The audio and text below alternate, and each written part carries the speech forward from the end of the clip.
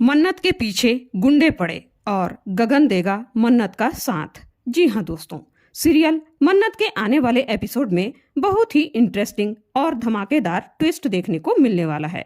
बॉबी का कोर्ट में सुनवाई है। यह जानकर नीतू विक्रांत की माँ विक्रांत को रोकने के लिए अपने हाथ की नस तक काट लेती है और इतनी डरी हुई है कि वह न जाने विक्रांत कोर्ट तक न पहुंचे उसके लिए किस हद तक जा सकती है। फिलहाल नीतू के हाथ काट लेने से विक्रांत के साथ साथ ऐश्वर्या, गगन और मन्नत भी सोचने के लिए मजबूर हो जाते हैं कि नीतू आखिरकार बॉबी को सजा क्यों नहीं दिलाना चाहती।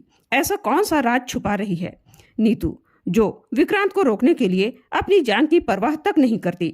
विक्रांत अपने पापा रोनी से पूछता है कि डैड, आखिर ऐसी कौन सी बात है जो आप लोग मुझसे छुपा रहे हो, जो अपनी आंखों के सामने गुनहगार को देखकर भी उसे सजा दिलाने के पक्ष में नहीं हो, जबकि इसके पहले तो आप लोग ऐसा व्यवहार नहीं करते थे। विक्रांत के सवाल से रोनी हड़बड़ा जाता है। वह विक्रांत से क्या कहे उसे समझ में नहीं आता। तभी रवीना वहां पहुंच जाती है और बात को संभालते हुए कहती है, विक्रांत, तुम्हारे मम्मी पापा को परिवार के इज्जत की चिंता है। तुम क्या जानो परिवार का महत्व। तुम इस परिवार के अंश होते तब न जानते। तुम्हारे चाचू से तो तुमको कोई लेना देना ही नहीं है।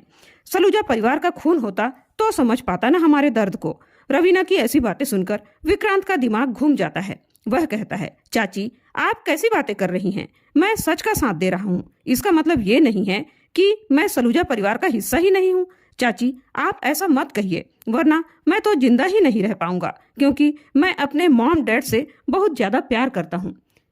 सच सच बताइए चाची कि आपने मुझे ऐसा क्यों कहा, वरना मैं अपनी जान दे दूंगा। तब रोनी रवीना को इशारा करता है कि वह ऐसा कुछ न कहे जिससे विक्रांत को शक हो जाए। तब रवीना विक्रांत से कहती है, विक्रांत, तुम हमारे साथ बहुत गलत कर रहे हो, इसलिए मेरे मुंह से कुछ भी निकल जा रहा है। तुम ही सोचो विक्रांत, तुम्हारे बॉबी चाचू की जगह अगर तुम्हारे पापा होते तो भी क्या तुम ऐसा ही करते? विक्रांत कहता है, चाची, पहली बात तो मेरे डैड ऐसे घटिया हरकत कभी करेंगे ही नहीं, और कभी ऐसा सिचुएशन आ भी जाए ना तो मैं सच का ही साथ दूंगा। उधर ऐश्वर्या की हरकतों से गगन को लगता है कि ऐश्वर्या मन्नत से इतना नफरत क्यों करती है। वह उस पर नजर रखे हुए है। वह हमेशा ऐश्वर्या को धमकी देता रहता है कि तुम उस सीधी सादी लड़की के साथ कुछ भी गलत करने की कोशिश मत करना, वरना इसका परिणाम बहुत गलत होगा। ऐश्वर्या कहती है, तुम अपने से मतलब रखो गगन, तुम्हें इन सब में पड़ने की कोई जरूरत नहीं है। तभी मन्नत विक्रांत को ढूंढते हुए विक्रांत के घर पहुंच जाती है, जहां ऐश्वर्या और मल्ला उस पेनड्राइव को जलाने की तैयारी करते हैं। तभी मन्नत उस पेनड्राइव को ऐश्वर्या से छीन लेती है और भाग जाती है। तभी विक्रांत का फोन मन्नत के पास आता है। वह उसे सारी बात बताता है कि उसकी माँ ने क्या किया है, इसलिए उसे अस्पताल जाना पड़ा।